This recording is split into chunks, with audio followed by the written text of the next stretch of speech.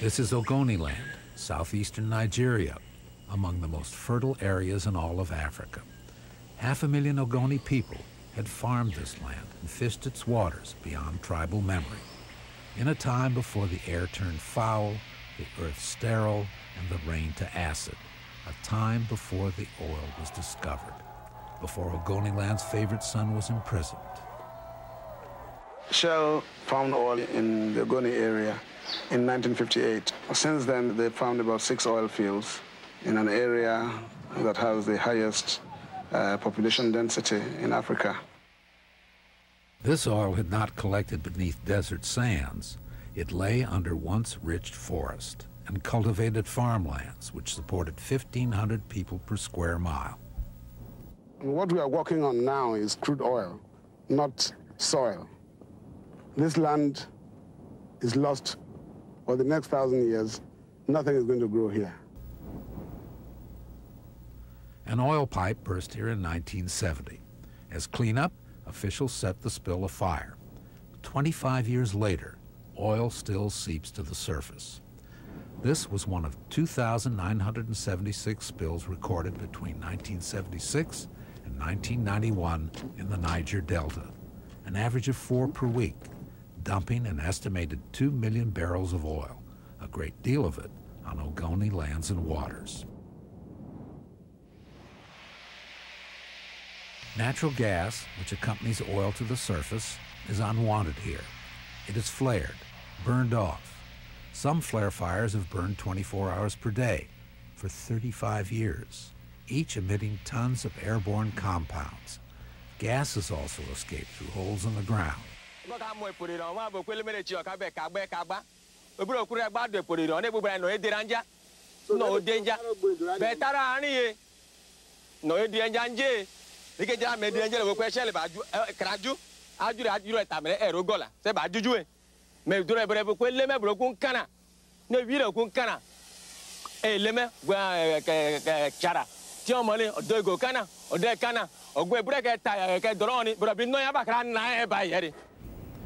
This is no longer a Delta breadbasket.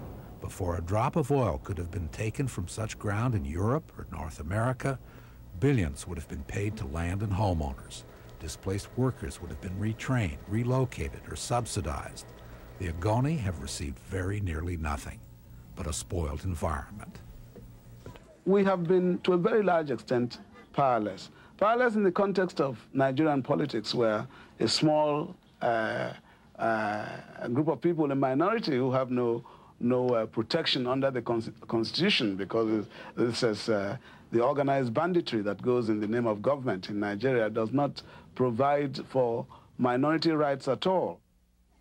Ken Saro Wiwa was 17 when oil was discovered under his Ogoni homeland.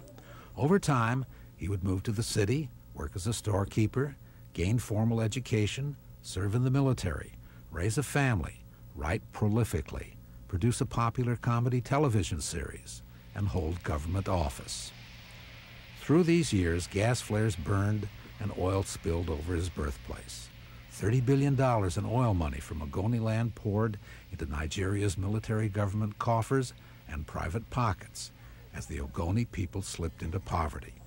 They have little piped water, virtually no electricity or hospitals. Schools have closed.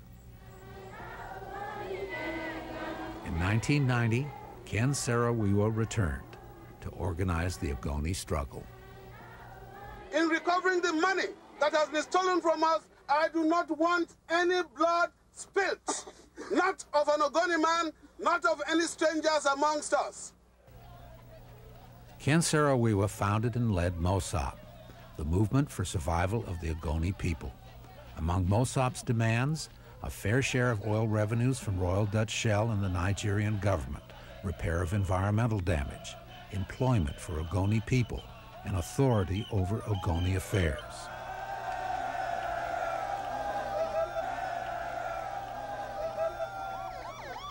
Saro Wiwa was arrested 5 times without charge. Tensions escalated. Villages were attacked and burned. People shot. The federal government blamed ethnic quarrels. Independent investigators disagreed. Witnesses and victims said the government's feared mobile police had descended upon unarmed villagers. The attacks continued with progressive brutality.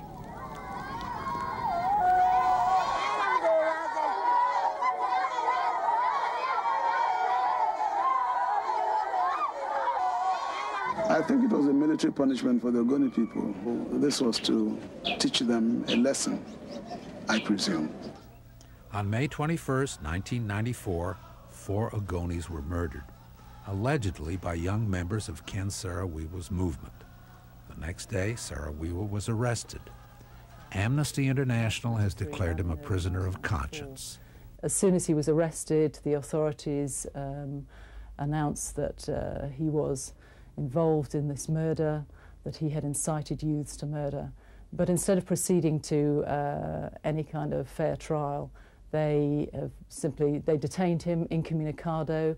He was reportedly held in chains, and Amnesty felt, on the basis of the information that it had, that this was a politically motivated arrest and that he was not involved in the murders. The trial is now starting, but we're extremely concerned about the circumstances of the trial as well.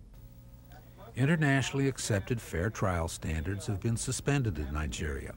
Ken Saro Wiwa's future, perhaps his life, hang in the balance before a specially created civil disturbances tribunal, empowered to impose the death penalty.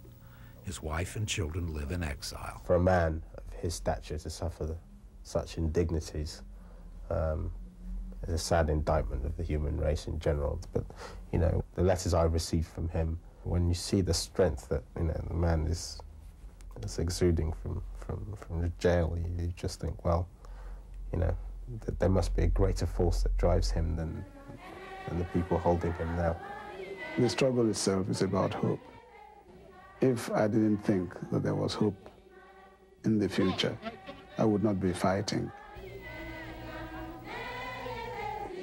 For outstanding environmental achievement in Africa, a 1995 Goldman Environmental Prize is awarded to Ken Saro Wiwa, presently imprisoned in Port Harcourt, Nigeria.